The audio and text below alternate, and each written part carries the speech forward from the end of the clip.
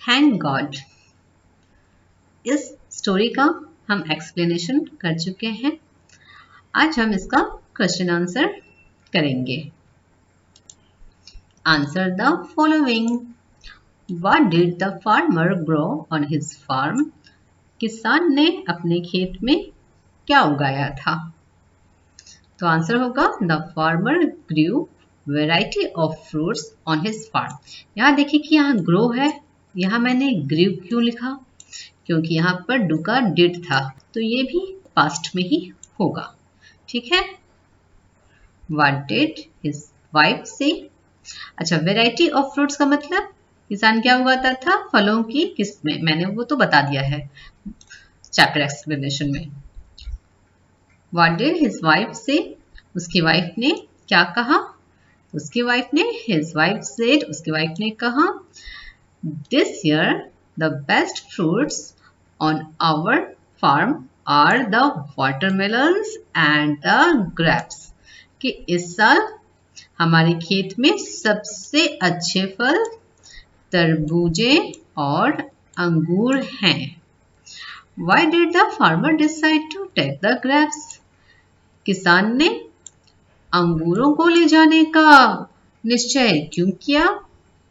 Answer होगा The farmer decided to take the grapes because the journey was going to be long and watermelons are too heavy. किसान ने अंगूरों को ले जाने का डिसाइड किया क्योंकि सफर लंबा होने वाला था और तरबूजे बहुत भारी होते हैं। What did the king do playfully? राजा ने खेल अंदाज में क्या किया? The king playfully threw a grape at the farmer. राजा ने खेल अंदाज में एक अंगूर किसान पर फेंका। Why did the farmer say thank God? किसान ने क्यों कहा शुक्र है भगवान का?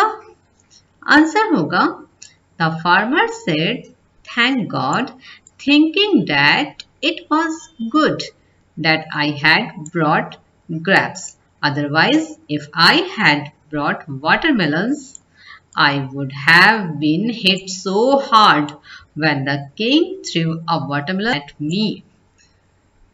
किसान ने thank God ये सोचकर कहा कि अच्छा हुआ कि मैंने ग्रेप्स लाया था, अन्यथा अगर मैंने तरबूज लाया होता तो मुझे बहुत जोरों की लगती। When the king threw a watermelon at me, जब राजा मुझ पर वाटरमेलन फेंकता। Think and say. सोचिए और कहिए।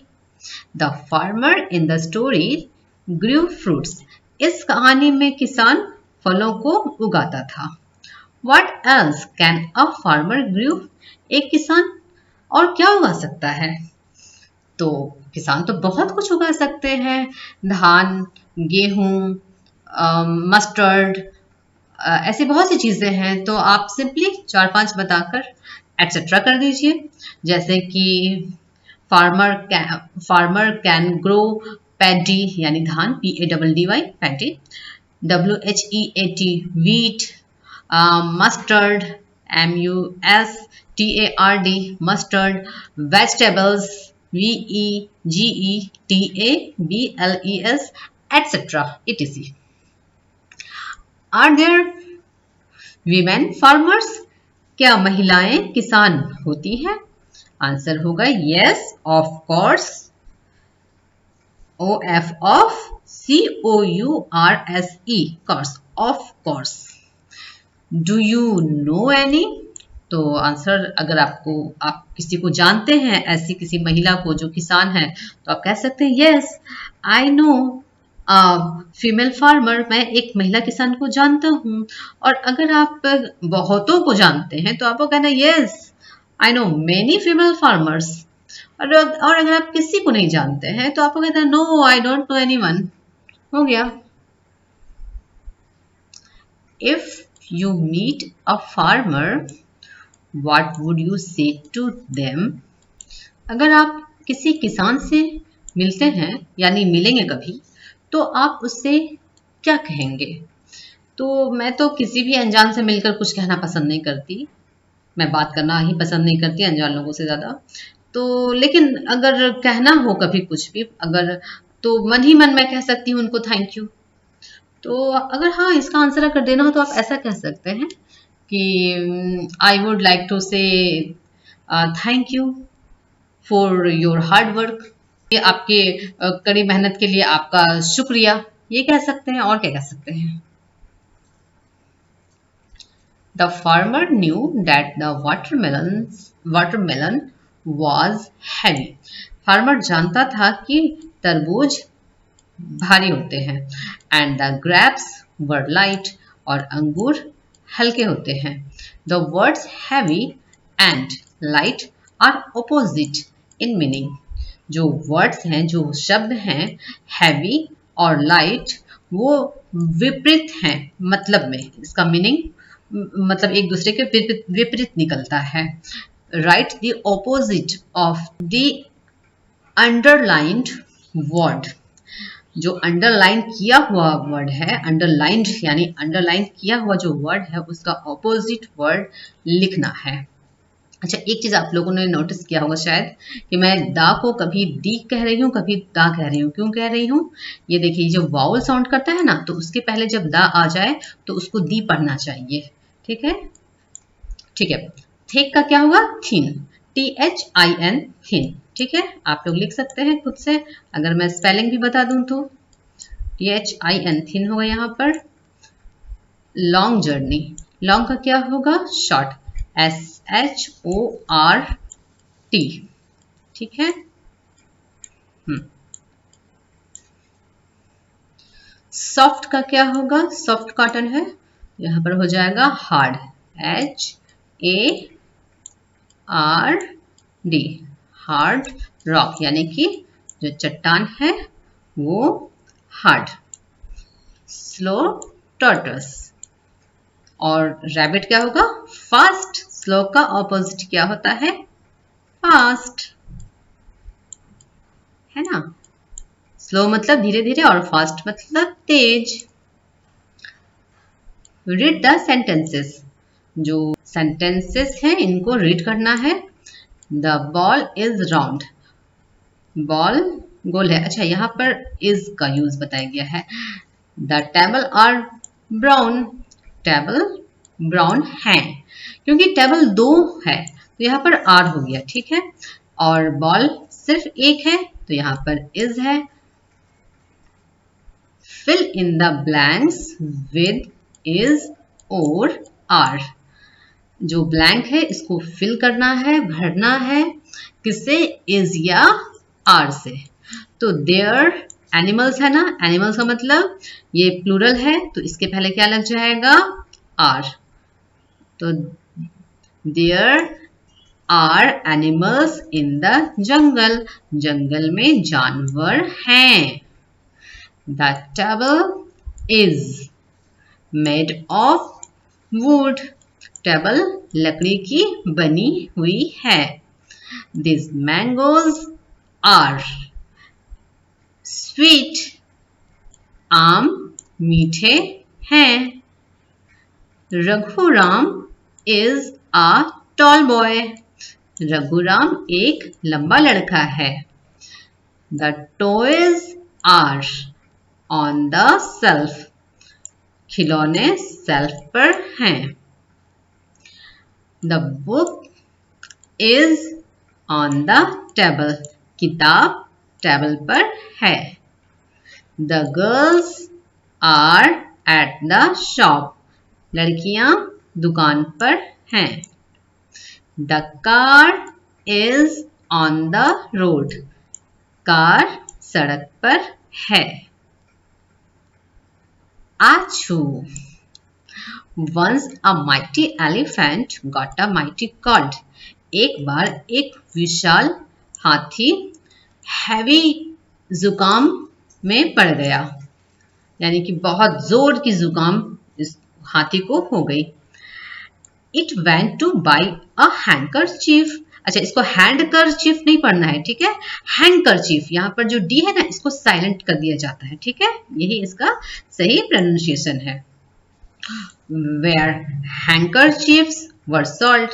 तो तो जो हाथी है, इट वेंट, ये गया खरीदने, रुमाल, जहां पर रुमालें बेची जाती हैं। A hanky for an elephant. The sales girl was surprised. रुमाल एक हाथी के लिए, जो सेल्स गर्ल थी यानी कि जो बिक्री करने के लिए जो वहां पर रहती हैं लड़कियां, उसमें से उस लड़की को कहते हैं सेल्स गर्ल। तो सेल्स गर्ल वो एकदम हैरान थी। Sorry sir, but we don't have a handkerchief that size. उसने कहा कि मुझे खेद है महोदय, पर मेरे पास इस साइज की तो रुमाल नहीं है, यानी कि उस साइज की नहीं है जिस साइज की आपको चाहिए होती है। Achoo said the elephant. तो एलिफेंट बेचारा, जुकाम तो थी ही, उसने छींक मारी and shook its mighty head, और अपने सर को हिलाया, छू किया और फिर अपने सर को हिलाया। माइटी हेड यानी कि विशाल जो सर था उसका। Forget about the handkerchief. भूल जाओ हैंकरचीफ के बारे में। Give me a sheet instead. मुझे एक चादर दे दो इसके बदले। कि ठीक है, रुमाल नहीं है मेरे साइज की, चलो ठीक है, भूल जाओ, हटाओ, बट एक चादर दे दो मुझे इसके बदले। अच्छा, इसको मैंने शॉर्ट्स में डाला हुआ है, आप चाहे तो इसको देख सकते हैं, मैंने इसको गाया है। इस पोम कह सकते हैं, गा सकते हैं इसको। अच्छा, imagine you are visiting the big elephant. कल्पना करिए कि आपने एक बड़ी सी एलिफेंट को देखा। You know that the elephant has a cold. आप जानते हैं कि एलिफेंट को कॉल्ड हुआ है, यानी कि जुकाम हुआ है। What food items will you take with you. तो कौन सा खाने की सामग्री आप अपने साथ लेकर जाएंगे। तो इसके लिए सबसे जो बेस्ट होता है, जब किसी भी जानवर को जुकाम हो जाती है तो इस समय उसको जो दिया जाता है खाने को, वो होता है jaggery and millet khichdi. Jaggery and millet means गुड़ और बाजरे की खिचड़ी। ये खाने से जानवर को उस कोल्ड से रिलीफ मिलता है, ठीक है। इसको मैं लिख देती हूँ, ठीक है, ये मैंने आंसर इसका लिख दिया है। Chandu's fruit salad. चंदू का fruit salad. Chandu has written the steps for preparing a salad on a few slips of paper. Chandu ने लिखा था कुछ स्टेप्स, जो जो प्रिपेयरिंग होता है सलाद बनाने का, उसके कुछ स्लिप्स यानी पर्ची, कागज की कुछ पर्ची। ही मिक्स्ड देम अप। उसने उसे मिक्स कर दिया, मिला दिया। Think of the proper order and write down in the space given below.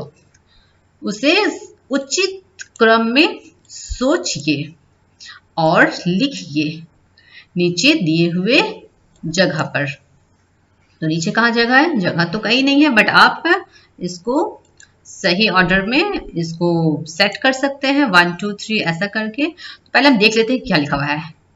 Next, I put in papaya cubes. Mother cut some fruits for me. First I take some banana slices. Finally I squeeze a lemon on it adding a pinch of salt. Then I add the apple slices. Then I mix them all. After that I add some grapes for a bunch. बताती हूँ मैं। सबसे पहले ये होगा number 1। Number 1 में क्या होता है, mother cuts some fruits for me, ठीक है। इसके बाद first I take some banana slices. इसके बाद हो जाएगा next I put in papaya cubes. फिर मैंने इसमें कुछ पपाया के क्यूब्स डालें, ये हो जाएगा नंबर 3 पर। उसके बाद then I add the apple slices, फिर मैंने सेब के टुकड़े ऐड किए, ये हो जाएगा नंबर 4। फाइनली, अच्छा after that I add some, yes ये होगा फिर नंबर 5 पर ये होगा। उसके बाद मैंने गुच्छे से कुछ अंगूर ऐड किए, ये हो जाएगा नंबर 5 और फिर ये होगा number 6। Finally I squeeze a lemon on it, मैंने इसमें एक अंगूर निचोड़ा, adding a pinch of salt, एक चुटकी नमक ऐड किया। Then I mix them all, फिर मैंने सबको मिला दिया, बन गया ना सैलेड। इसके बाद find fruits in the grid given below. Mango, तो कहाँ है आपका मैंगो, ये रहा आपका मैंगो। इसके बाद क्या है, पपाया, तो ये रहा आपका पपाया। उसके बाद ग्रेप्स, ये रहा आपका ग्रेप्स। बनाना, ये रहा आपका बनाना। गुआवा, ये रहा आपका गुआवा। प्लम, ये मिल गया प्लम।